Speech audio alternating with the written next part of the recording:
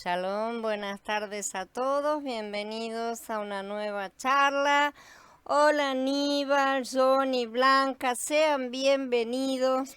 Hoy vamos a dar comienzo a un estudio de un nuevo sacrificio, ¿no es cierto? Vamos a continuar con la serie de los sacrificios y vamos a estar hablando del minjá, ¿sí? Que es la ofrenda de harina, la ofrenda vegetal, tiene varios nombres como vamos a ver. Características de la minja. El primer lugar. Las ofrendas encendidas, o sea, los holocaustos, son seguidas inmediatamente por la ofrenda, todas las ofrendas de minja, no solo porque fueron ofrecidas junto con ellas desde el principio, ya en Bereshit 4 aparecen, sino porque se mantenían cerca de ellas en su significado general. La ofrenda de minjá, también llamada ofrenda vegetal, ofrenda de grano, ofrenda de harina, que aquí vamos a llamar minjá directamente para simplificar, o su plural es menajot, ¿sí? Consistía en harina de trigo, tortas que estaban hechas con esa harina, granos tostados como ofrenda de los primeros frutos. A todas las ofrendas se les añadía aceite y sal, y a aquellas que consistían en harina y granos también se les agregaba olíbano. Solo un puñado de cada clase era quemado sobre el altar y el resto era entregado a los sacerdotes como cosa santísima de las ofertas. Vamos a estudiar el texto en orden de sus partes, ¿no es cierto? Comenzando por la parte técnica, por así decir. Cuando una persona presente una ofrenda de harina a Yahweh, su ofrenda será de flor de harina, verterá aceite sobre ella y le pondrá olíbano, dice Vayikra, comenzando el capítulo 2. Entonces, cuando una persona presente una ofrenda vegetal, las traducciones pueden variar, sí, pero esta palabra acá en el hebreo original es minja, sí, en primer lugar, entonces, ese es el primer punto. Es decir, esto es una ofrenda de cereal como ofrenda, corbán, es minja. Corbán, minja en realidad es la palabra correcta, cómo se forma la frase. Entonces, ofrenda de cereal, por así decir, ofrenda de harina, implica todas, no son malas las traducciones, solo que hay muchas, ¿no es cierto? Entonces, esto es corbán minja. La palabra minja no tenía originalmente el sentido de ofrenda religiosa, sino que designaba un regalo presentado a un superior. Por ejemplo, tenemos el presente, el regalo que Jacob le dio a Esaú, y eso era un minjá. Esto está en el capítulo 32 de Bereshit. También lo era el presente que los hermanos de Yosef le llevaron a Egipto en Bereshit 43. También se usaba esa palabra para indicar el tributo pagado por pueblos vencidos. En Shemuel Bet también aparece. Estos presentes indican sumisión y dependencia, ¿no es cierto? En el monte Sinai, minja pasó a ser la designación oficial de un presente a Elohim, ¿sí? Una ofrenda hecha como homenaje al reconocimiento de la superioridad de aquel a quien se le daba. En este caso, a partir de ahí, el minja se empezó a utilizar referido únicamente a esta ofrenda. Indicaba que el hombre dependía de Elohim para recibir todas las cosas buenas de la vida, reconocía a Elohim como dueño y dador de todo. Al presentar esta ofrenda, el hombre admitía ser solamente un mayordomo de las cosas que se le habían confiado. La minja de Vayikra 2 era una ofrenda de cereales, de harinas preparadas en diversas formas. En la Torá no se usa la palabra minja para referirse a ofrendas de animales, con la excepción de Bereshit 4:4, donde Hebel ofreció como minja un cordero. Es la única vez en las escrituras en que se menciona de esta manera, y vemos que evidentemente el desarrollo de este punto a lo largo de las escrituras fue creciendo en cuanto a variedad de tipos de ofrendas, siendo en ese momento ofrenda, evidentemente, una simple y sencillamente lo que se ofrecía era una ofrenda, o sea, un regalo, un presente, una cosa que se ofrecía realmente, ¿no es cierto? Y no había otro tipo de distinciones. Luego, a medida que hubo otros, fueron apareciendo otros tipos de motivaciones, sobre todo, que estaban por detrás de los diferentes sacrificios, entonces se empezaron a aparecer diferentes. Minja, sin embargo, luego pasó a ser únicamente la ofrenda vegetal. Entonces, así como había holocaustos públicos o individuales, ¿no es cierto? O particulares, digamos, ¿no es cierto? De privados, ¿no es cierto? Particulares. Había también menajot públicas e individuales. Las menajot particulares eran voluntarias y podían ofrecerse a voluntad en cualquier momento y tampoco había distinción de sexo. Podían ser presentadas tanto por hombres como por mujeres. Las menajot públicas eran obligatorias y existían reglas fijas para su presentación. Todo esto lo vamos a ir viendo en las siguientes charlas. La principal minjá pública era el pan de la proposición o el pan de la presencia, ¿no es cierto? Que era colocado cada Shabbat sobre la mesa en el primer compartimento del santuario. Era presentado al Adón, después permanecía durante una semana sobre la mesa y finalmente era comido por los sacerdotes. Se lo llamaba pan de la presencia o literalmente el pan de la faz, el pan del rostro. Esto ya lo hemos estudiado en el capítulo 73 de Shemot, ¿sí? En la mesa del pan de la presencia justamente. En la mesa del pan de la proposición también recibe el nombre de mesa limpia o mesa pura, como aparece en Vayikra en el capítulo 24, cuando dice, ponlos en la mesa pura, que la palabra es tajor, delante de Yahweh en 2 filas. Cuando se van a repetir muchas cosas, ¿no es cierto?, ahora en Vayikra, porque van a estar siendo puestas en práctica literalmente. Lo que vimos en Shemot fue la orden de cómo hacer las cosas, la forma en que se hicieron las cosas, pero en Vayikra vamos a ver cómo se van a poner en práctica todas esas cosas. Así que en cierta medida vamos a estar repitiendo y vamos a estar relacionando cosas con cosas. La ofrenda del pan de la proposición sabemos que era 12 panes, cada uno hecho de 2,5 kilos aproximadamente de harina. Eran de buen tamaño, ¿no es cierto? Los panes se colocaban sobre la mesa en 2 pilas de 6 cada una. Los sacerdotes que habían oficiado durante esa semana ofrecían los sacrificios del Shabbat de mañana y permanecían hasta que los sacerdotes que habían llegado el viernes para oficiar durante la semana entrante, entonces ofrecían los sacrificios vespertinos del Shabbat. Los sacerdotes que se retiraban del servicio en el santuario quitaban el pan de la mesa y los sacerdotes que comenzaban a servir colocaban el pan fresco. Se tenía cuidado de no sacar el pan hasta que estuviese listo el otro, fresco, ¿sí? Para ponerlo sobre la mesa, porque siempre debía haber pan sobre ella, así como debía haber siempre un holocausto sobre el altar. Las cosas debían estar siempre acompañando, ¿no es cierto? Siempre estar en la presencia. Por esto el holocausto se llamaba holocausto continuo. Y se habla también de la colocación continua de los panes de la proposición en varios lugares. El pan de la proposición era ofrecido a Elohim en señal del pacto por la era. La palabra solán sabemos que significa por la era. Esto está en Vayikra 24 también. Era el testimonio perpetuo de que Israel dependía de Elohim para recibir sustento y vida. Por supuesto, esto no era simplemente material, sino mucho más espiritual. De parte de Elohim era una promesa continua de que mantendría a su pueblo. La necesidad de Israel estaba siempre delante de Elohim y la promesa de Elohim estaba siempre delante de su pueblo. Una libación acompañaba los sacrificios matutinos y vespertinos. Dicen en Shemot 29, además, con cada cordero una 10ª parte de un efá de flor de harina amasada con la 4ª parte de un hin de aceite de olivas machacadas, y para la libación la 4ª parte de un hin de vino. Y en Bamidbar 15, de vino para la libación ofrecerás la 4ª parte de un hin, además del holocausto o del sacrificio por cada cordero, ¿sí? Por eso, sobre la mesa de los panes de la proposición había platos, cucharas, cubiertos y tazones, como dice en el capítulo 25 de Shemot, que ya estudiamos, son todos los utensilios, ¿no es cierto? Esta libación era derramada en el lugar santo delante del Adón. No hay gran diferencia entre la mesa de los panes de la proposición del Tanaj y la mesa del Adón, ¿no es cierto? En el Berit Kadashá. El pan es el cuerpo de Mashiach, que es quebrantado por nosotros, es quebrantado y partido en pedazos, ¿sí? Como también se parte en pedazos los sacrificios. La copa es el nuevo pacto de su sangre, como está indicado en Corintios Malef en el capítulo 11. El pan de la presencia simboliza aquel que vive siempre para interceder por nosotros, el pan vivo que descendió del cielo, como dice en Ibrín 7, dice, por eso también puede salvar completamente a los que por medio de él se acercan a Elohim, puesto que vive para siempre para interceder por ellos.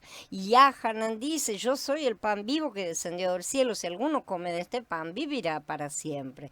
El pan que yo daré por la vida del mundo es mi carne.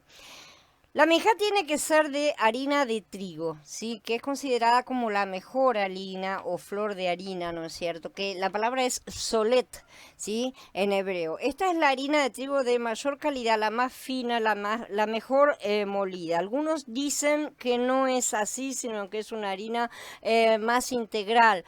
Sepámoslo o no, ¿no es cierto? Estas discusiones son irrelevantes en el fondo. De cualquier manera, evidentemente, si es la parte que le corresponde a Yahweh, tiene que ser la mejor. De una forma u otra, es la mejor. El aceite de oliva de las tres calidades sirve también para esta ofrenda. El olíbano es quemado en su totalidad. En cada ofrenda se añade sal. Todos estos productos son elaborados por el hombre. Entonces, según Vayikra 14, una minjá tenía que tener como mínimo la 10ª parte de un efá de flor de harina de trigo y un log de aceite. Son medidas antiguas, ¿no es cierto?, que utilizaban los hebreos. Según algunos, se echaba aceite sobre toda la harina y se ponía olíbano sobre una parte de la misma. Según la opinión de otros, se mezclaba la harina con el aceite. Este paso que enseña que que no es Cohen también puede preparar esta ofrenda, porque también había otras formas de entregar estas cosas y llevarlas ya preparadas. Esto es lo que tiene de importante también acá. Una minjá consiste solo en harina de trigo finamente molida, aceite y olíbano, ¿no es cierto? Ingredientes a los que se les añadía agua en la mayoría de los casos para poder mezclar todo, ¿no es cierto? Este pasaje enumera 5 variedades de menajot voluntarias y de... un segundo. 5, perdón. Este pasaje enumera entonces 5 variedades de menajot voluntarias que vamos a ir viendo y de carácter personal, y todas constan exclusivamente de los ingredientes citados. Sin embargo, el primero es solo una mezcla de estos ingredientes, mientras que los demás son cocinados, horneados de diferentes maneras, como vamos a ver.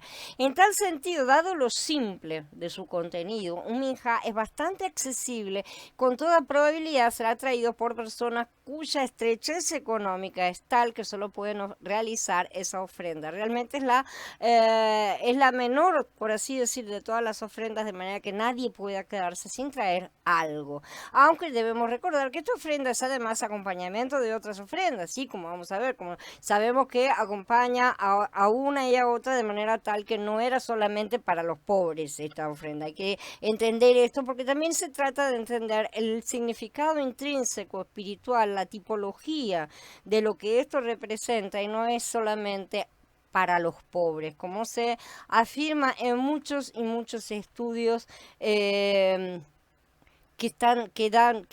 pueden encontrar en la red. No es simple y sencillamente por una cuestión social que Yahweh ha elaborado las cosas, y mucho menos que ha hecho toda la tipología del Tanaj, del tabernáculo, todo que apunta a Mashiach. Shalom, Marlene, Carla, bienvenidas. Características de la minja. En la segunda parte vamos a hablar de la flor de harina, ¿sí? Que dice su ofrenda, o sea, el corbán será de flor de harina solet. Ya que esta es la única minjá que ni se cocina ni se hornea, es llamada simplemente minjá de flor de harina en la mayoría de las traducciones, que es minjá solet justamente en el original. Además, el pasuk 1 implica que esta es ofrenda normativa, ya que él mismo estipula que si una persona quiere traer una minjá, esta es la que debe ofrecer. Esto da a entender que si alguien hizo votos, un voto es una cosa bastante específica que tiene que estar realizada con especificando la forma en que se va a cumplir el tiempo y todo lo demás, si alguien hizo voto de ofrecer una minja sin especificar, es esta la que va a tener que utilizar. Ya si dijo, voy a traer una minja de tortas, bueno, va a tener que ser una minja de tortas específicamente, que la vamos a estudiar más adelante. Entonces, esta ofrenda podía ser presentada por cualquier persona, ya lo hemos dicho, que quisiera hacer un obsequio a Elohim, ¿sí? Entonces era flor de harina, aceite y olíbano. Algunas veces se la presentaba como ofrenda aparte, pero generalmente se ofrecía junto con un holocausto. La flor de harina puede considerarse que es la base de esta ofrenda, evidentemente, ¿no es cierto? Es la parte más importante de la ofrenda vegetal, porque es la parte vegetal justamente. En ella tenemos un tipo de la humanidad de Mashiach, en quien se encuentran todas las perfecciones. El Ruach HaKodesh se complace en descubrir las glorias de la persona de Mashiach, en presentarlo en su excelencia incomparable para que lo podamos ver, en ponerlo delante de nosotros en contraste con todo lo restante. Por eso reducir este tipo de ofrenda a decir es la ofrenda de los pobres es minimizar a Mashiach completamente. Esto en las escrituras se lo pone en contraste a Mashiach con Adán mismo en su estado de inocencia y de honor, porque está escrito: el primer hombre es de la tierra terrenal y el segundo hombre es celestial. El primer Adán, aún antes de la caída, era de la tierra, sí, pero el segundo hombre era venido del cielo.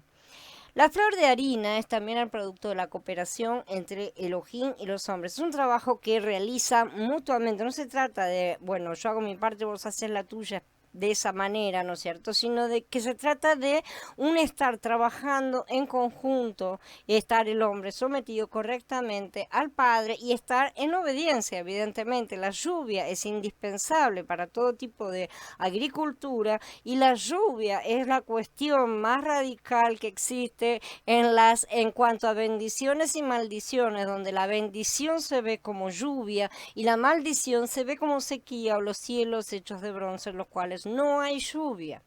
Entonces Elohim coloca el principio de la vida en la semilla, da sol y lluvia, la hace crecer, es el que hace todo. El hombre siembra la semilla, la cuida, la cosecha y la muele para hacer harina. Es un mayordomo de lo que Yahweh le está dando, ¿sí? Después presenta esta harina delante del Adón o la prepara en tortas cocidas al horno. Es la suma del don original de Elohim más el trabajo del hombre. El hombre hace un producto final, ¿no es cierto? Es devolverle a Elohim lo suyo con interés.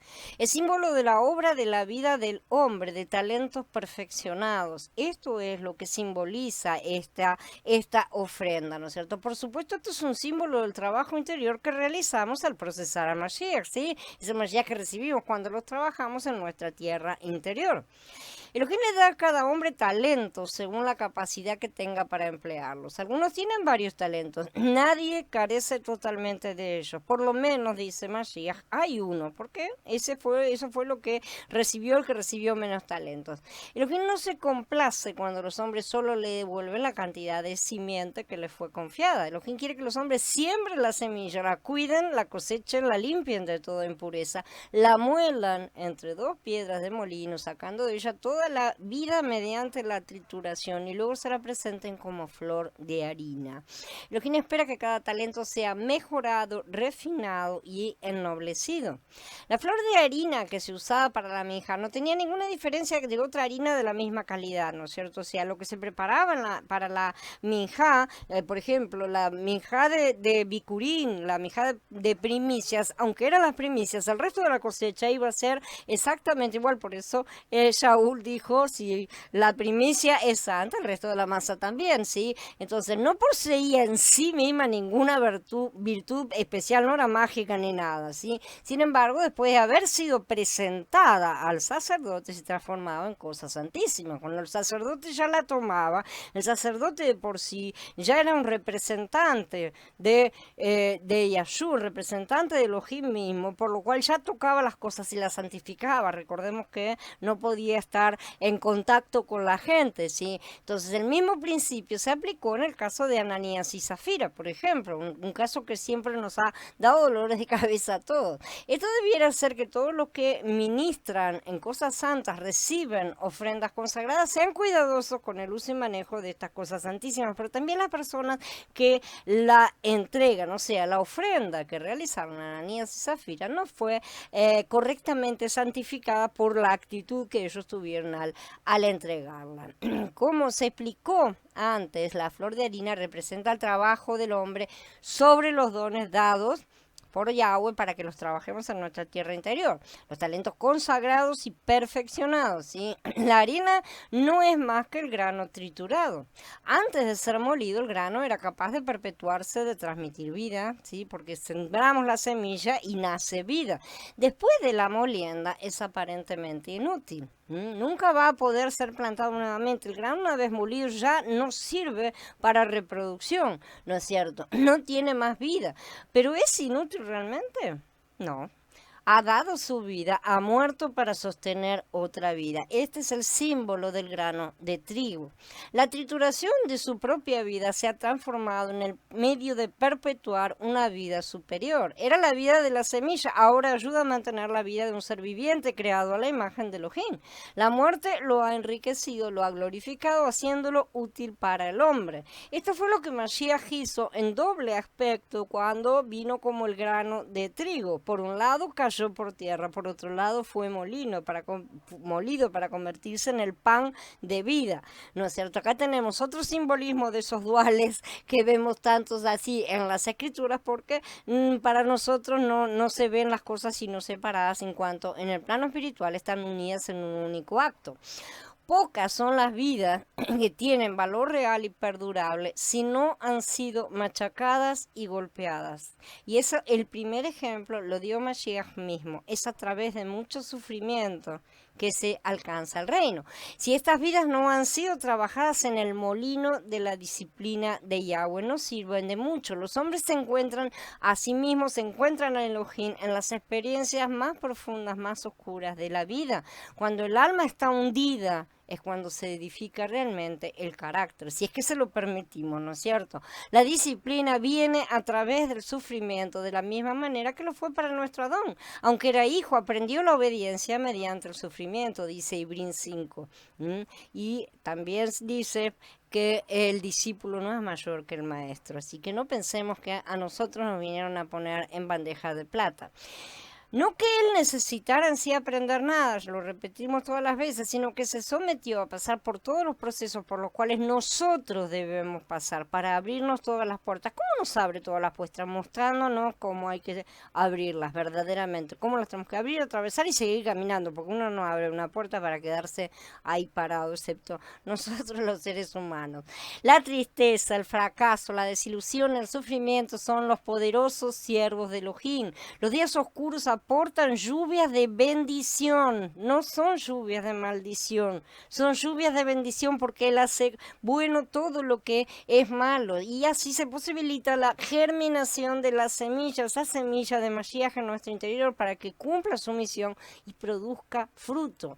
El problema del sufrimiento quizás sea difícil de comprender en sus aspectos más profundos realmente, pero algunas cosas son claras. El sufrimiento tiene un propósito definido en el plan de Elohim como un medio para preparar al alma para que se someta al Ruach, ¿sí? Y al Ruach para que aprenda a dirigirnos a través de la guía del Ruach HaKodesh. Sin embargo, este sufrimiento no es necesariamente penoso, porque el sufrimiento más elevado es santo, es Kadosh, es exaltado, es gozoso. Una madre podrá sacrificarse por su hijo, podrá sufrir físicamente realmente, pero lo hace con gozo voluntariamente, ¿sí? El amor considera como privilegio el sacrificio. La lección completa del sufrimiento no se ha aprendido hasta que podamos regocijarnos en él. Esa es la plenitud de este aprendizaje. No desesperen si todavía no hemos llegado, porque para todo hay camino a ser recorrido. Pero tampoco lo dejemos de lado pensando que tenemos que esperar que pase la lluvia, que tenemos que esperar que pase la mala hora, sino que lo que tenemos que aprender es a pasar la mala hora de la mano de Mashiach. Y nos vamos a regocijar cuando experimentemos lo que Shaul experimentó, cuando dijo, porque de la manera que abundan a favor nuestro los sufrimientos del Mashiach, así abunda también nuestro consuelo por el mismo Mashiach. Gloria sea dada. Lo mismo ocurre con el sufrimiento vicario, ¿no es cierto? Cuando Yahshua se coloca y se identifica, Yahshua dice en Hebrín 12, quien por el gozo que le esperaba sufrió el madero sin hacer caso de la vergüenza. Él salió para reemplazarnos a todos, para estar haciendo las cosas, pagar el precio, pagar las deudas y abrir las puertas para que nosotros pudiéramos atravesarlas y seguir caminando. Salón Gaby. Características de la minjá, tercera parte, el aceite. La harina de la minjá no debía ofrecerse sola, debía mezclarse con aceite tanto en las ofrendas crudas como en las cocidas. El aceite es símbolo del Ruach de Elohim, como ya dijimos. Solo cuando la vida es santificada por el Ruach, cuando está mezclada con él y cuando es ungida por él, va a poder llegar a ser agradable ante Elohim. El sufrimiento en sí mismo quizá no resulte una bendición. A algunos les endurece el corazón y les amarga el Ruach realmente. Algunos sufren las cosas, sienten mal, protestan, no obtienen el beneficio que deberían obtener. Pero cuando el Ruach HaKodesh toma posesión del alma y el Ruach del Adón se difunde en la vida, se manifiesta la fragancia de una vida consagrada. El aceite de la ofrenda de harina representa al Ruach de Elohim. El espíritu de Adonai Yahweh está sobre mí porque me ha ungido Yahweh, dice Yeshaya en capítulo 61, hablando proféticamente acerca de Mashiach. Y también en Hebrín 1 dice, amaste la justicia y aborreciste la maldad, por eso te ungí Elohim, tu poderoso, con aceite de alegría, más que a tus compañeros. Mashiach es un hombre, y como tal, él posee una humanidad excelente. Pero él también posee el elemento divino, que es el Ruach de Elohim. El elemento divino está en el Ruach de Elohim y es el Ruach de Elohim. Además, Yahanan dio este testimonio diciendo, he visto el Espíritu bajar del cielo como paloma y posarse sobre él. Esto está en el capítulo 1 de Yahanan. Del Yahanan del que se refiere es el inmersor, ¿no es cierto?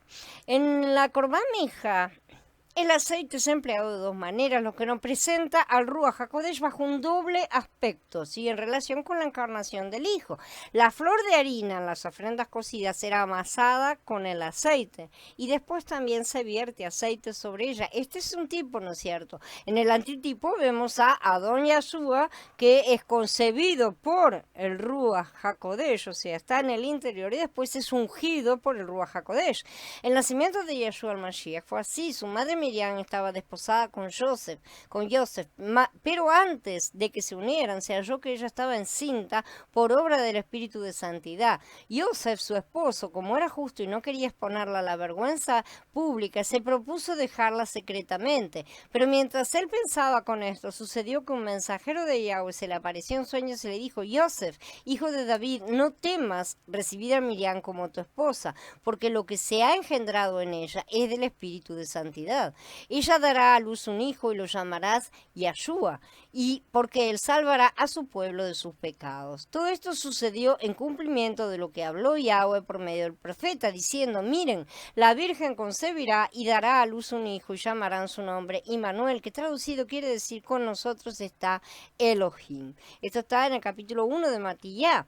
Y en el capítulo 3 agrega, después de sumergirse, Yahshua subió enseguida del agua. Entonces los cielos se le abrieron y vio el Espíritu de Yahweh que bajaba como una paloma y venía sobre él. Y se oyó una voz del cielo que decía, este es mi Hijo amado, en quien me complazco.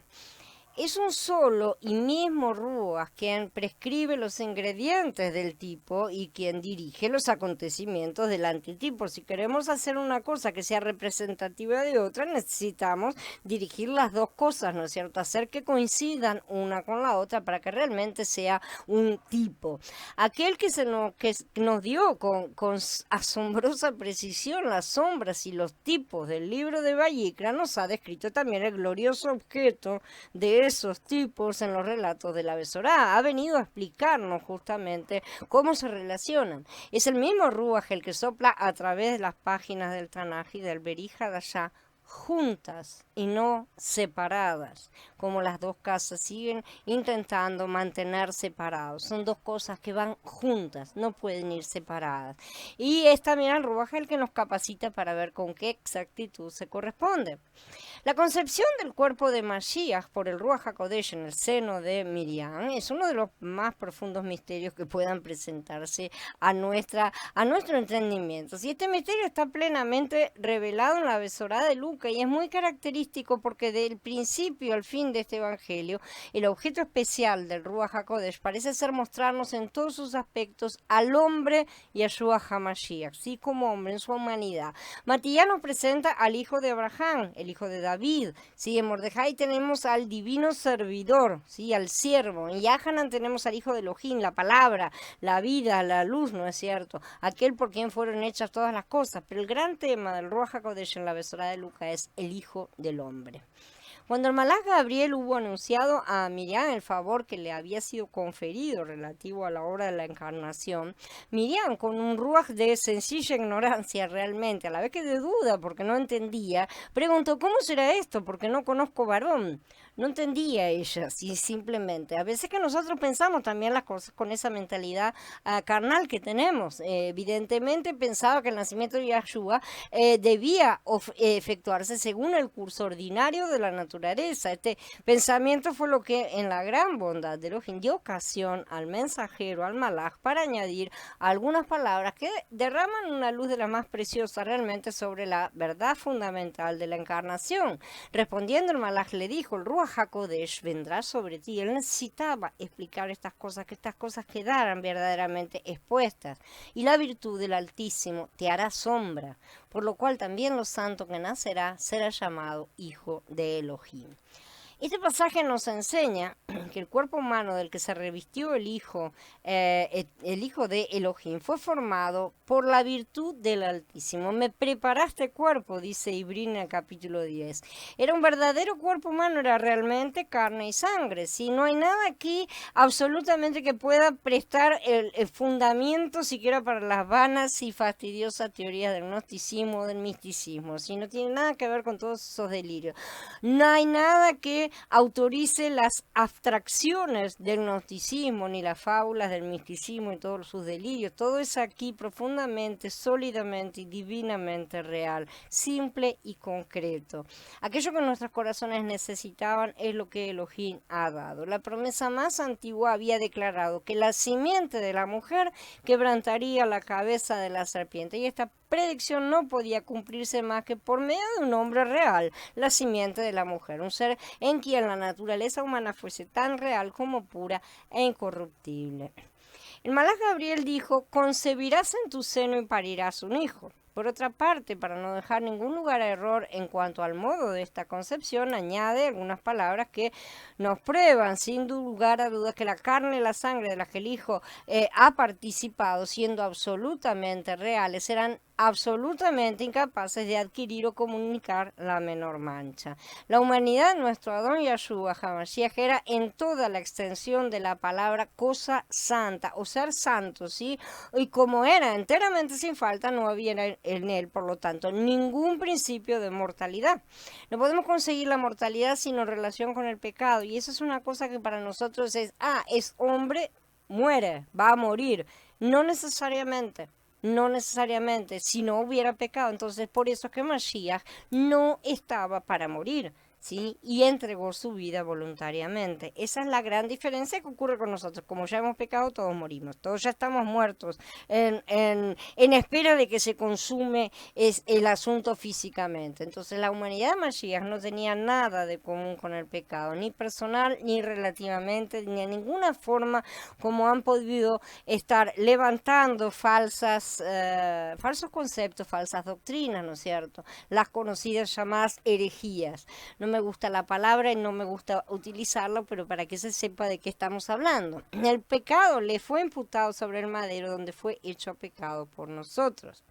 Pero la Corbán Minja no es el tipo de Mashiach llevando el pecado. No es lo que vamos a estar viendo ahora en este sacrificio. Lo prefigura en su vida perfecta sobre la tierra, vida en la que sin duda sufrió, pero nunca llevando el pecado, ni como sustituto, ni de parte de Elohim. Importa mucho esclarecer bien este punto. ¿Sí? Ni el holocausto, ni la Minja representan a Mashiach cargado con nuestros pecados. En esta lo vemos viviendo, ¿no es cierto? Acá, en la Minja, en aquel, en el holocausto, lo vemos muriendo, pero ni en una ni en la otra se ocupa de la imputación del pecado. No es mencionado el pecado en ninguna de estos dos que son aspectos de la única obra, ¿no es cierto? Tampoco se habla de incurrir en la ira de Elohim a causa del mismo. En una palabra, presentar a Mashiach como el sustituto de los pecadores en otro lugar que sobre el madero es despojar su vida de toda su belleza y excelencia divinas, es rebajarlo completamente, es quitar al madero su carácter y su lugar. Además, esto arrojaría una confusión total sobre los tipos de Vayikra, sería una confusión completa y absoluta, que es más o menos la confusión que tiene la mayoría porque no le dan una gran importancia a estas cosas. Primero, los cristianos porque dicen que está abolido, así que lo estudian superficialmente, y los judíos porque ni se les ocurre relacionarlo con Mashiach, evidentemente. Nuestro Adón Yahshua HaMashiach, Elohim manifestado en carne, tomó un cuerpo que era esencial y divinamente puro, incapaz de adquirir ninguna mancha. Esto es muy importante que se entienda. Enteramente exento de todo principio de pecado y de mortalidad. La humanidad de Mashiach era tal que si le hubiera sido posible, pero no le fue deseable, no consultar más que su interés personal, o sea, hacer lo que él quería, ¿sí? Hubiera podido volver al cielo de donde había venido. Él tenía el derecho porque no tenía pecado, no había ningún motivo, ninguna causa que pudiera obligarlo a pasar por lo que él pasó voluntariamente.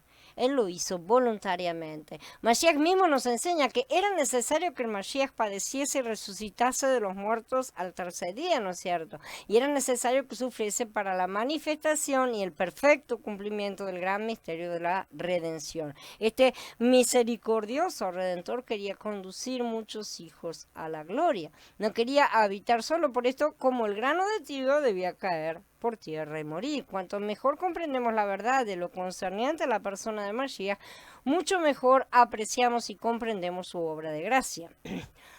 Cuando la ofrenda que presente sea de harina cocida al horno, ella será de flor de harina, tortas sin levadura mezcladas con aceite u hojaldres sin sin levadura, ungidos con aceite. Pero si la ofrenda que presentas es una ofrenda de harina horneada en bandeja, será de flor de harina mezclada con aceite sin levadura. Dice Vayikra un poquito más adelante, ¿no es cierto? Unos pasuquín más adelante. Esta mezcla con aceite significa que la humanidad de Mashiach está mezclada con el Ruach HaKodesh, ¿sí? Esta mezcla también significa que la naturaleza humana de Mashiach está mezclada con la naturaleza divina de Elohim, evidentemente. Por lo tanto, él es Elohim hombre. Mashiach es una persona que está absolutamente mezclada con Elohim. Y este es un problemón para mucha gente, sobre todo para mesiánicos que provienen del judaísmo y que lo toman simple y sencillamente como un ser humano más. Es un ser humano. Él fue ungido, como pudo haberlo sido, por ejemplo, David, o inclusive los profetas o muchas personas han sido ungidas, pero externamente y nada más. Y no es así en el caso de Mashiach. No podemos rebajar a Mashiach solo para sustentar la postura humana en sí, ¿sí? Entonces, con relación a la mezcla que está mencionada en Vayikra, vamos a considerar lo que dice el Mizmor 92. Dice, estoy ungido con aceite fresco, ¿no es cierto? En una versión que viene del inglés, hay una nota sobre la palabra ungido, ¿no es cierto? Que dice, estrictamente, quiere decir mezclado, ¿sí? Entonces, esa nota sobre la palabra dice, el sentido de esta palabra es amasado, mezclado, justamente. En el Mizmor 92:10 no se trata trata simplemente de una unción de consagración, sino de que todo su ser es vigorizado, fortalecido por esa unción, la cual le infunde fuerza. Por lo tanto, allí se le llama aceite fresco. Esta mezcla, por lo tanto, hace que las partes y elementos internos de nuestro ser sean llenos de vigor y fuerza, y por supuesto los suyos. Al principio de la era creyente se discutía mucho sobre la mezcla de la divinidad con la humanidad. Sabemos que son parte de todas las herejías que las hemos estudiado en otra serie. Algunos teólogos pensaban que hablar de mezclarse con Elohim implicaba la creencia de que una persona podía llegar a ser Elohim, ¿sí? Es decir, la creencia de que un ser humano podía ser elevado al punto de ser deificado. Y esto trajo muchas divisiones, muchas confusiones y muchas mentiras, ¿no es cierto? Doctrina falsa. Quienes entendían de esta manera la enseñanza acerca de la mezcla con Elohim condenaron esa enseñanza. Con el tiempo los teólogos no se atrevieron a usar más la palabra mezcla y enseñar acerca de la mezcla de la humanidad con la divinidad, que es justamente la parte más esencial de nuestra relación con Él. ¿Por qué entonces somos nosotros tan osados como para usar esta expresión hoy en día? Nosotros hablamos de la mezcla porque esta revelación está en las Escrituras. No podemos dejar de tocar las cosas que están en las Escrituras. Si nos toca, los débiles somos nosotros, no Yahweh. No hay error en las Escrituras, el error está en nosotros, de manera que debemos someternos y decir, yo no sé. Nuestra enseñanza en cuanto a la mezcla de lo divino con lo humano se basa en la revelación del Beri Hadashah y también es confirmada por los tipos del Tanaj. Según el tipo, el cuadro descriptivo en Vayikra 2, la ofrenda de harina se hacía básicamente con flor de harina y aceite. ¿Sí? El Pasuk 5 habla de flor de harina mezclada con aceite. El aceite denota la divinidad y la flor de harina la humanidad de Mashiach. La mezcla de la flor de harina con el aceite indica que es mediante esa mezcla divina que la humanidad de Mashiach fue elevada hasta alcanzar el estándar más elevado. Por supuesto, en su caso fue la perfección. En Galutia 2.20, Shaul dice, ya no vivo yo, sino vive Mashiach en mí. Y en Filipenses 1.20 dice, para mí el vivir es Mashiach. Shaul no solo estaba mezclado con Mashiach, Shaul era Mashiach, porque cuando nos mezclamos no se pueden separar las cosas. Entonces esa es la mezcla que nosotros estamos teniendo con Mashiach. Al oír esto es posible que algunos argumenten y me acusen de tergiversar las palabras de Shaul. Tal vez digan, Shaul no nos dijo que él era Mashiach, él declaró simplemente que Mashiach vivía en él y para él el vivir era Mashiach. Vivir a Mashiach es una cosa y ser Mashiach es otra. Y yo a esto le contestaría, ¿cómo puede una persona vivir a otra persona sin ser esa persona? Tenemos que estar mezclados con esa persona. Ciertamente no somos la totalidad de Mashiach. ¿Tá? No se trata de ser yo me convierto en Mashiach, no es eso, yo estoy mezclada con Mashiach, que es otra cosa diferente, ¿sí? Entonces, ¿cómo pudo Shaul vivir a Mashiach y ser Mashiach al mismo tiempo? Por esa mezcla intrínseca. Eso no nos hace Elohim, de ninguna manera, nos hace hombres Elohim, mezclados con él, mezclados ciertamente con él, que es lo que él desea, colocarse en nuestro interior para que seamos sus vasos. Sin embargo, estos vasos no son vasos sólidos, ¿no es cierto? Como los vasos que nosotros conocemos, son vasos orgánicos y estamos hablando de el aspecto espiritual en el cual las cosas se mezclan. El vaso tiene que ser uno con el contenido que lleva, por lo tanto, esto es una mezcla que nosotros en nuestra parte material no terminamos de entender, pero en el plano espiritual se realiza de esa forma. Sí.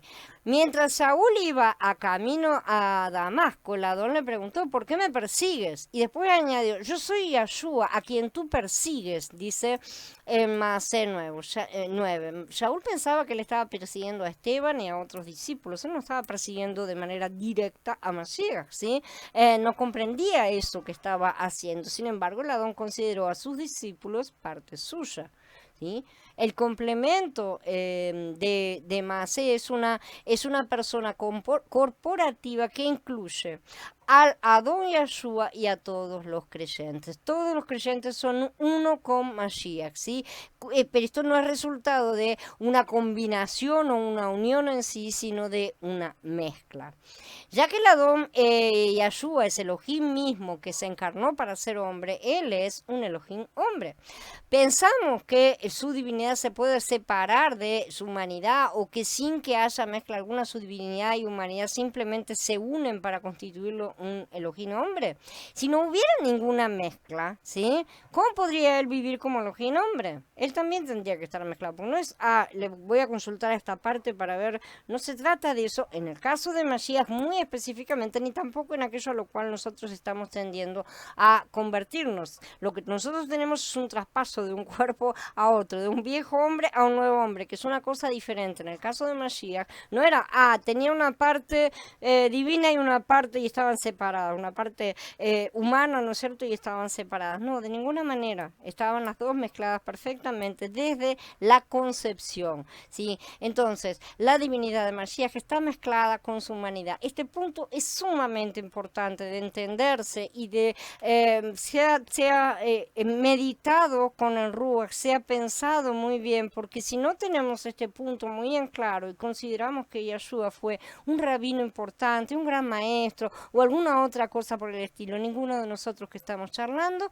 somos salvos. Así de simple. Entonces tenemos que empezar a replantear un montón de cosas. ¿Será que es así? ¿Será que es necesario replantearnos la seguridad de todo lo que el resto de las escrituras nos dicen?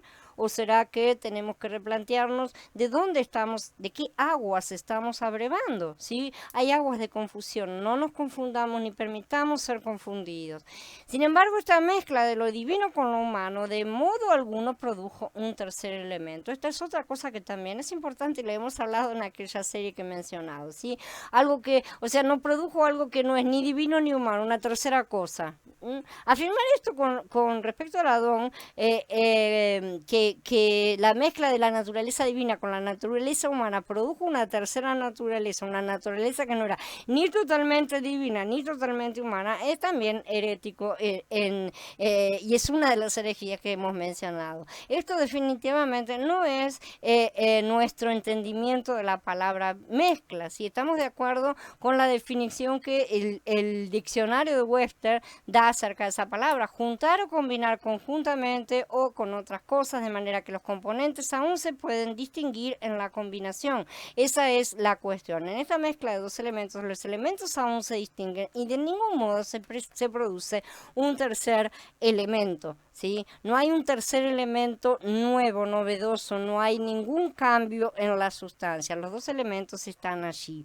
Mashiach es tanto el Elohim completo como el hombre perfecto y como tal posee la naturaleza divina y la naturaleza humana de modo distinguible sin que se produzca una tercera naturaleza. No hay ninguna cosa rara. Esto se revela en el Berija allá y nos lo presenta el tipo de Vayikra en el capítulo 2 justamente. En este tipo vemos un ejemplo claro de esta mezcla. El aceite está mezclado con la flor de harina y la flor de harina está mezclada con el aceite. Sin embargo, aunque estos dos elementos están mezclados, la esencia de cada elemento todavía se distingue, todavía permanece. No se produce un tercer elemento, no sale una tercera cosa. Sigue siendo harina mezclada con aceite. Y este es el entendimiento correcto de la palabra mezcla. La excelencia de Mashiach, que es nuestra ofrenda de harina, se debe a su divinidad y a su humanidad, ¿no es cierto? Con respecto a su divinidad, Mashiach posee los atributos divinos y estos atributos divinos son expresados mediante sus virtudes humanas, con ellas y en ellas. Por esta razón, Él es una persona con un nivel ético y moral que supera el de todos los seres humanos. Lo que Él es como Elohim, lo cual incluye los atributos divinos, se añade a lo que Él es como hombre, lo cual incluye las virtudes humanas. En esto consiste la excelencia de Yeshua HaMashiach, una excelencia que es producto de la mezcla perfecta, en su caso, de la divinidad y la humanidad. Características de la mija, cuarta parte. Vamos a hablar del olíbano. El olíbano tiene un aroma agradable y da a las personas una sensación muy placentera. Si en tipología el olíbano de la ofrenda de harina representa la fragancia de Mashiach en su resurrección, lo pueden llegar a encontrar como incienso en la mayoría de las traducciones como incienso. Sin embargo, no es la palabra correcta. La palabra correcta para la traducción es olíbano, ¿sí? Porque esto ya lo estudiamos en en las partes anteriores en Shemot, justamente. Era aplicado a la flor de harina, este olíbano. Esto significa que la humanidad de Mashiach lleva el aroma de su resurrección que se manifiesta en medio de sus sufrimientos, ¿sí? En el transcurso de su vida humana, Mashiach tuvo muchos padecimientos, pero el aroma de su resurrección se manifestaba a través de sus padecimientos, justamente en la forma en que él los encaraba, los aceptaba y pasaba a través de todos los hornos de fuego, porque él pasó a través de todos los hornos de fuego también. A pesar de la multitud de sus padecimientos, de él emanaba una dulce fragancia, que es el aroma de su resurrección. Esa dulce fragancia durante toda su vida solo fue apreciada en plenitud por el Padre, evidentemente. En la ofrenda de harina encontramos tres componentes, dijimos, ¿no es cierto? La flor de harina, el aceite y el olíbano. Si estudiamos los 4 evangelios, vamos a ver que la vida de Masías consistía principalmente de estos 3 elementos: la harina de su humanidad, el aceite de su divinidad y la fragancia de su perfecta obediencia al Padre. En la vida, en el andar de la Don Yeshua, vemos continuamente estos 3 elementos: su humanidad mezclada con su divinidad que expresaba su resurrección, la vida que da vida. Aún antes de ser clavado en el madero, Masías continuamente expresó su resurrección. Al respecto debemos saber que el Adón Yeshua fue clavado en el madero diariamente y no solo al final de su vida, como ya lo estudiamos. Durante toda su vida él estuvo sujeto a la operación del madero. Él era continuamente degollado, desollado y cortado en trozos. Y su muerte en el madero, que duró 6 horas, fue la culminación de sus experiencias, en las cuales fue degollado, desollado y cortado en trozos. ¿Sí? Fue el punto final, digamos. Debido a que la Adón Yeshua diariamente vivió sujeto a la operación del madero, la resurrección siempre emanó de su humanidad, la cual estaba mezclada con su divinidad. Hemos visto que la flor de harina era la base, ¿no es cierto? El aceite y el incienso eran los principales accesorios. La relación que existe entre estas últimas dos cosas es muy instructiva. El aceite representa el poder del ministerio de Mashiach y el incienso representa el objetivo. El aceite nos enseña que Mashiach lo hacía todo por el Ruach de Elohim, o sea, a través del Ruach de Elohim. Y el incienso que lo hacía todo para la gloria de Elohim. Sí, ese era el objetivo de Yeshua cuando hacía las cosas, era la gloria del Padre. La forma en que las hacía, el medio por el cual estaba viviendo, era a través del Ruach. El incienso representa lo que en la vida de Mashiach era exclusivamente para Elohim. Esto es lo que indica claramente el segundo pasuk: y la traerá a la mijá a los sacerdotes, hijos de Aarón. De eso tomará el sacerdote su puño lleno de su flor de harina y de su aceite con todo su incienso, y lo hará arder sobre el altar, ofrenda encendida para recuerdo de olor suave a Yahweh.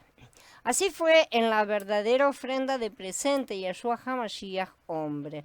En su vida santa tuvo siempre lo que era exclusivamente para Elohim. Todos sus pensamientos, todas sus palabras, todas sus miradas, todos sus actos, todo absolutamente exhalaban un perfume que lo elevaba directamente a Elohim. Así como en el tipo era el fuego del altar el que hacía salir el suave olor del incienso, así en el antitipo, cuanto más probado era, ¿sí?, en las circunstancias de su vida, tanto más se manifestaba que en su humanidad no había nada que no pudiera subir como perfume de agradable olor. O sea que no iba a haber absolutamente nada que hiciera que él no emanara ese perfume de obediencia completa hasta el trono de Elohim. Si en el holocausto contemplamos a Mashiach ofreciéndose a sí mismo sin mancha a Elohim, en la Corban Minjá lo vemos presentando a Elohim toda la excelencia esencial de su naturaleza humana y de sus actos, cada acto de su vida. Un hombre perfecto y obediente sobre la tierra, haciendo la voluntad de Elohim, obrando por la autoridad de la palabra, por la potencia del Ruach. He aquí lo que era como suave olor que necesariamente debía ser agradable a Elohim. ¿Sí? El hecho de que todo el incienso era consumido sobre el altar determina bien su alcance y su sentido justamente de la plenitud. Bueno, habiendo terminado, chicos, vamos a dar por encerrada la charla y en un ratito pasamos al Meet para poder charlar acerca de estas cosas. Shalom a todos.